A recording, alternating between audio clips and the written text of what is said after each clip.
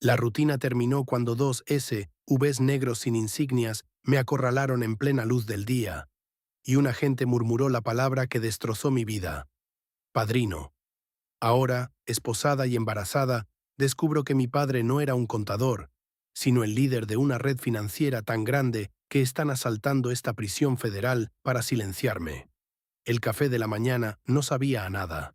Era solo un líquido caliente y amargo que intentaba, sin éxito, despertarme. Mi mano izquierda descansaba instintivamente sobre mi vientre, donde Leo, mi hijo, daba patadas tranquilas. 5 meses. Estaba a mitad de camino de traer al mundo a mi primer hijo, y mi vida, hasta ese momento, era una rutina predecible. Trabajar en el restaurante de mi tía en el centro de la ciudad y estudiar contabilidad en línea. Nacida y criada en Cleveland, Ohio. Ciudadana estadounidense. No había nada más sencillo. Esa mañana me dirigía a la oficina de mi abogado, el señor Davis. No era una visita alegre. Era una de esas reuniones necesarias que te recuerdan lo frágil que es el suelo bajo tus pies. Mi padre, Dios lo bendiga, había pasado por una situación complicada hace años. Un malentendido con el estatus migratorio de su primo, algo que nunca se resolvió del todo bien. Siempre me preocupaba que esa sombra oscura pudiera extenderse hasta mí, aunque yo tuviera todos mis papeles en regla desde que nací. El aire acondicionado del bufete Davis era irritantemente fuerte. Me senté en la silla de cuero frío, sintiendo cómo la humedad de mi nerviosismo se pegaba a mi espalda. Señora Jackson, comenzó el señor Davis sin levantar la vista de unos papeles manchados de tinta. Ya revisamos tu historial varias veces. Eres ciudadana. Tu padre también. Tu madre también. No hay nada. Legalmente estás blindada. Pero señor Davis, respondí, mi voz apenas un susurro. ¿Y si alguien cometió un error? ¿Y si mi certificado de nacimiento tiene alguna inconsistencia que no vemos?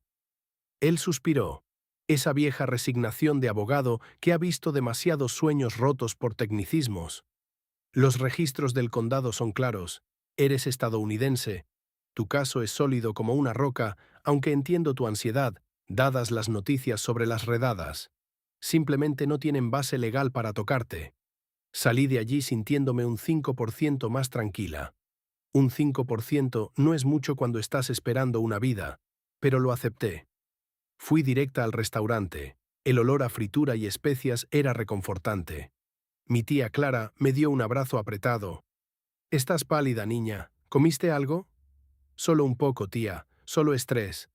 Trabajé la mitad del turno, ayudando en la caja, evitando levantar las bandejas más pesadas. La rutina era mi ancla. Eran las 3 de la tarde cuando decidí tomarme un descanso antes de la hora pico de la cena. Salí a la acera soleada, pensando en ir a comprar un batido de frutas. Fue entonces cuando lo vi. No eran los coches de policía habituales. Eran dos SUVs negros, sin distintivos claros, estacionados en doble fila, bloqueando parcialmente el tráfico. El sol se reflejaba en sus ventanillas tintadas, haciéndolas parecer ojos muertos y vacíos. Mi corazón dio un salto que me dolió en el pecho, justo encima de donde Leo solía moverse. Reconocí inmediatamente la vibra. No eran locales, no eran patrulleros comunes. Eran federales. Me quedé inmóvil, fingiendo mirar un escaparate. Dos hombres corpulentos, vestidos con pantalones tácticos y chalecos oscuros, bajaron de los vehículos.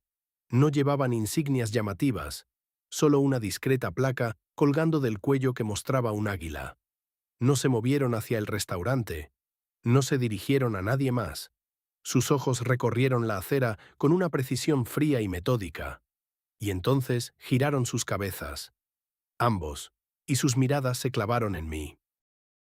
Sentí como el aire se me iba de los pulmones. Intenté retroceder, dar media vuelta y entrar en el restaurante, pero mis pies estaban clavados en el pavimento. Era como si hubieran identificado mi miedo antes de que yo misma lo reconociera plenamente. Uno de ellos, el más alto, levantó una mano y señaló directamente hacia mí. Su boca se abrió para hablar, pero no escuché palabras, solo un zumbido creciente en mis oídos. «Señora Jackson», gritó el otro hombre, con una voz áspera y amplificada. «Necesitamos hablar con usted de inmediato». Agentes de inmigración y control de aduanas. Inmigración. Pero yo no tenía problemas de inmigración. Yo nací aquí. Intenté correr, el pánico finalmente rompiendo el hechizo. Di 2 pasos torpes hacia la puerta, sintiendo el peso incómodo de mi embarazo. Escuché el sonido seco de pasos pesados detrás de mí, acercándose demasiado rápido. «No se mueva». Me giré, justo cuando el agente más alto me alcanzó. Puso una mano firme, pero increíblemente fuerte, en la parte superior de mi brazo. «Tiene derecho a guardar silencio», dijo, y fue la frase más absurda que jamás había escuchado, viniendo de la persona que me estaba agarrando en la calle, frente a mi tía y media docena de clientes curiosos. ¿Qué está pasando? Soy ciudadana. Tengo 5 meses de embarazo», grité, luchando por liberarme. Sentí un dolor punzante en mi costado por el tirón. El agente ignoró mi objeción y mi dolor. Su compañero ya estaba detrás de mí, sacando unas esposas. Eran de acero brillante y se sentían frías incluso a través de mi blusa. «Necesitamos verificar su identidad, señora. Venga con nosotros». No voy a ir a ninguna parte. Llamaré a mi abogado. «Llame al señor Davis ahora mismo», supliqué, mis lágrimas ya cayendo. El agente que me sujetaba me giró bruscamente y el mundo se inclinó. Sentí una presión inusual en la espalda baja. «La llevaremos a la estación para confirmar su estatus». «Ahora». Y entonces el segundo agente, el que tenía las esposas, me dijo algo que heló mi sangre hasta el tuétano. Algo que no encajaba con ninguna advertencia de redada aleatoria.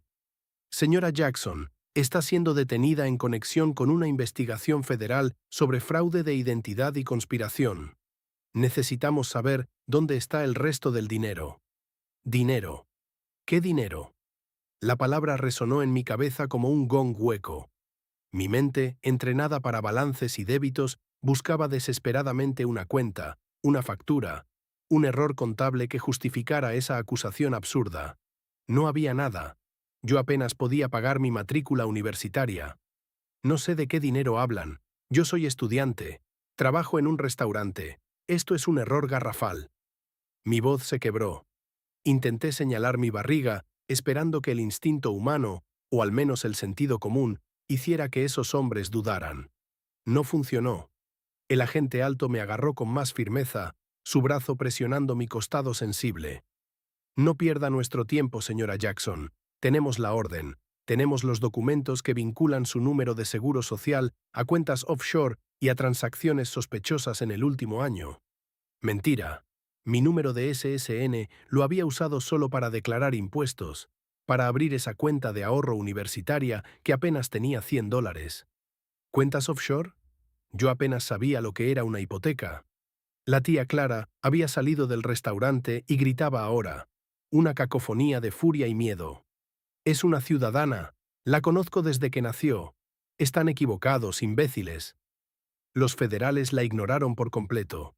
Uno de ellos sacó un teléfono satelital y comenzó a hablar en voz baja, sin apartar la vista de mí. «La vamos a esposar, señora Jackson. No se resista, o esto se complicará».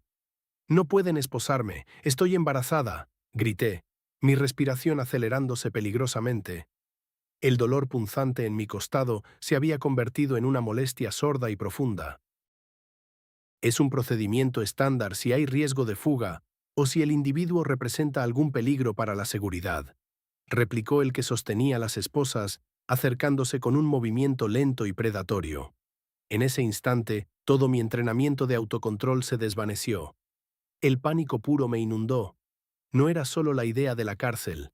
Era la idea de dar a luz sin mi madre, sin mi tía, en un lugar frío y hostil, mientras me acusaban de algo que no entendía. Me retorcí con una fuerza que no sabía que poseía. Logré zafarme un momento del agarre del primer agente, tambaleándome hacia el tráfico. El SUV negro que bloqueaba la calle tocó la bocina impacientemente. «Quieta». Pero yo no podía. Vi mi oportunidad. Era una calle concurrida. Si lograba llegar a la esquina, quizás alguien me ayudaría. Corrí. No fue una carrera elegante. Fue un trote forzado y tembloroso, sintiendo cómo mi vientre tiraba hacia abajo. Escuché el grito de la gente detrás de mí. «Deténgase o usaremos la fuerza necesaria». Llegué a la esquina, giré, y en lugar de encontrar la seguridad de un paso de peatones concurrido, encontré un muro de metal. El segundo sub negro había avanzado, posicionándose justo para cortarme la retirada. Había 2 agentes más, vestidos exactamente igual, esperando. Estaba rodeada. No había escapatoria. El cansancio y la adrenalina chocaron violentamente. Me detuve en seco, jadeando, y el agente alto me alcanzó por segunda vez, agarrándome por detrás, inmovilizando mis brazos contra mi cuerpo. Se acabó, señora Jackson. No haga esto más difícil.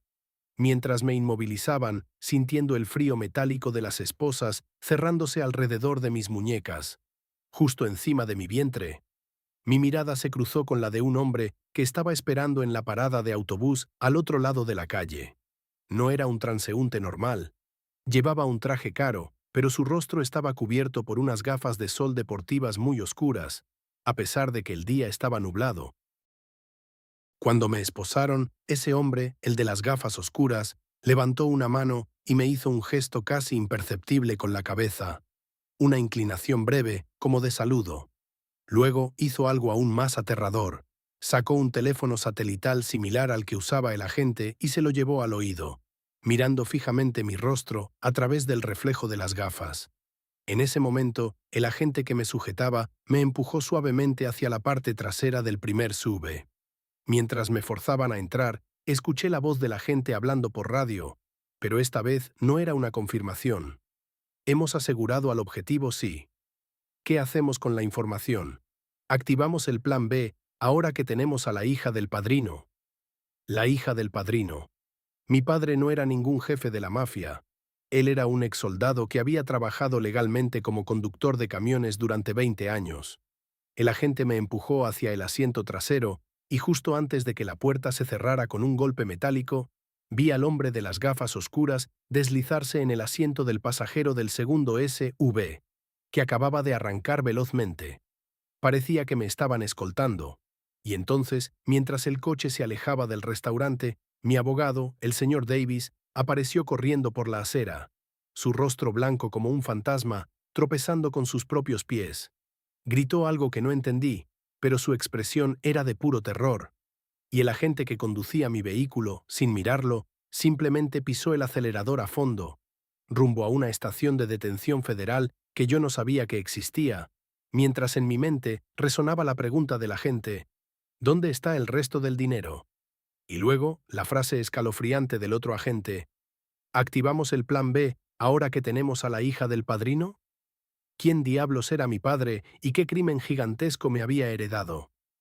El viaje a la instalación de detención fue un borrón de terror silente. Intenté concentrarme en la respiración, en el ritmo de Leo, pero la presión en mi abdomen era constante y el eco de la palabra padrino martilleaba en mi cráneo. Sabía que si luchaba ahora, solo empeoraría las cosas para mí y para mi hijo. Cuando llegamos, el lugar no era una estación de policía local.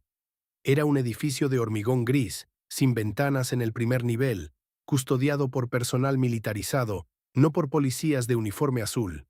Esto no era una simple citación, esto era serio. Me sacaron del coche y me llevaron directamente a una sala de examen médico. Me obligaron a subirme a una báscula y luego a una camilla. Una enfermera de aspecto severo, sin mirarme a los ojos, tomó mis signos vitales y me hizo un ultrasonido rápido. Feto sano. Ritmo cardíaco estable, dictaminó fríamente, sin mostrarme la pantalla. Mientras me vestían con un uniforme carcelario naranja, entró la figura que menos esperaba. El señor Davis, mi abogado, aunque su traje estaba arrugado y su corbata torcida, como si hubiera corrido un maratón. Detrás de él, para mi horror, estaba el hombre de las gafas oscuras, ahora sin ellas, revelando un rostro duro y cansado. Señor Davis, gracias a Dios, dígales que soy ciudadana. Dígales que todo esto es un error sobre mi padre. Jadeé. El señor Davis se acercó, pero no me miró. Miró al hombre de las gafas oscuras.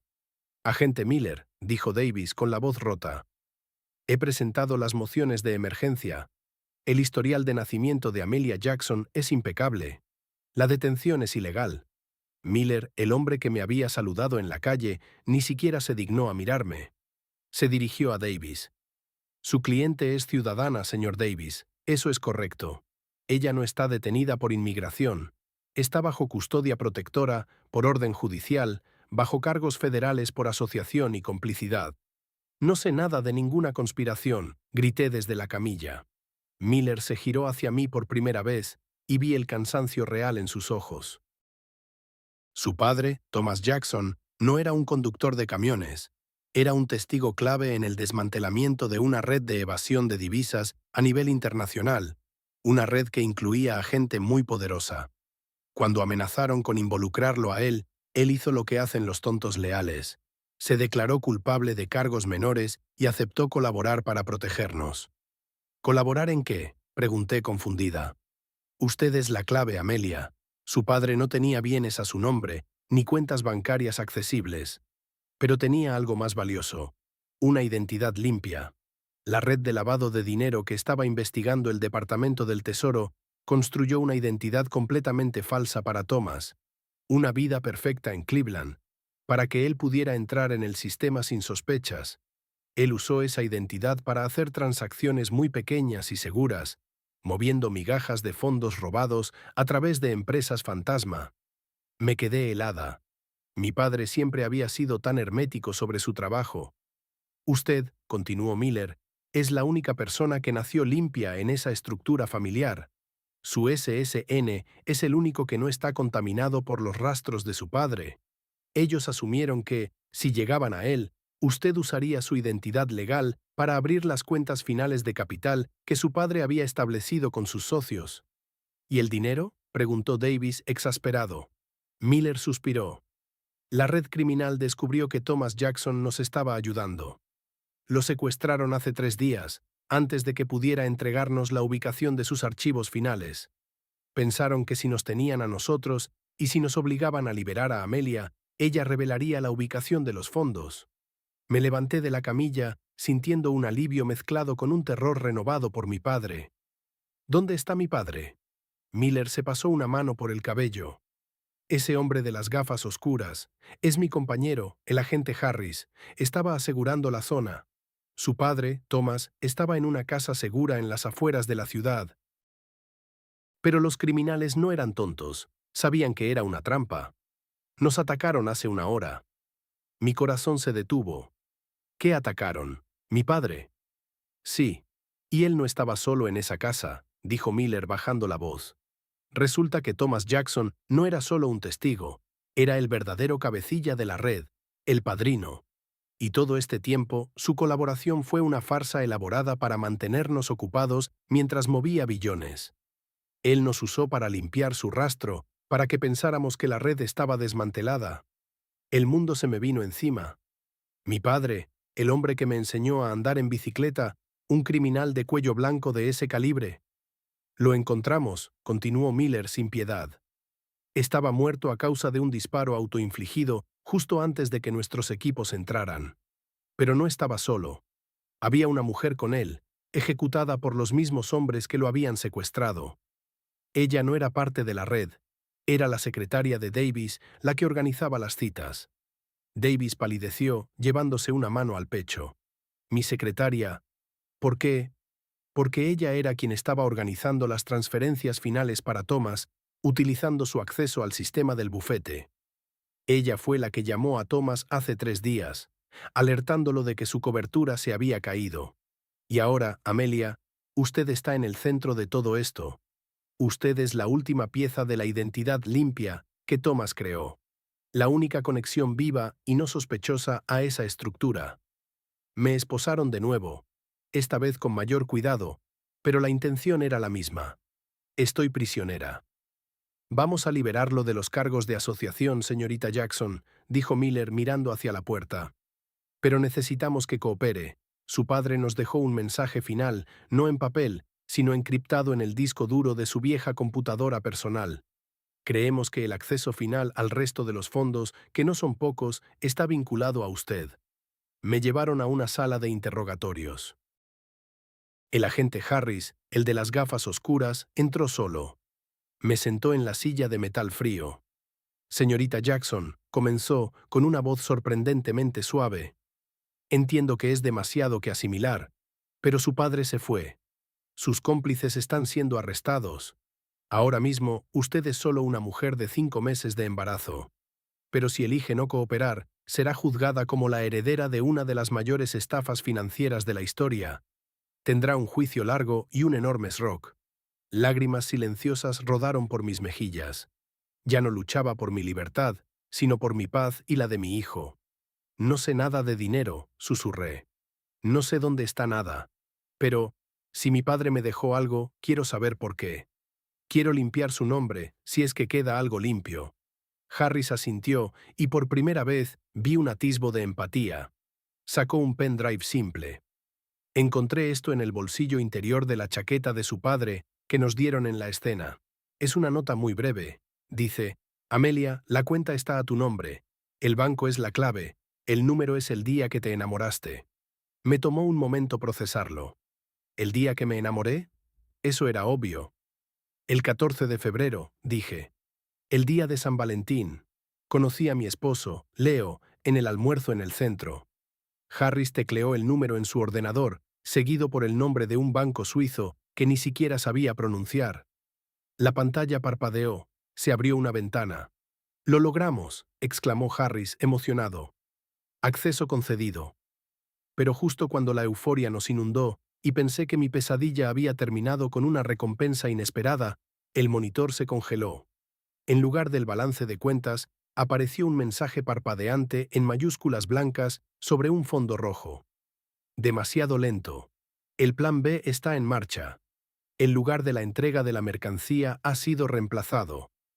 En ese instante, un estruendo ensordecedor sacudió el edificio, seguido por una alarma estridente. El agente Harris se levantó de golpe, tirando la silla. «¡Mierda! No era el dinero. Era un señuelo. Nos han rastreado hasta aquí. Están atacando la instalación de detención.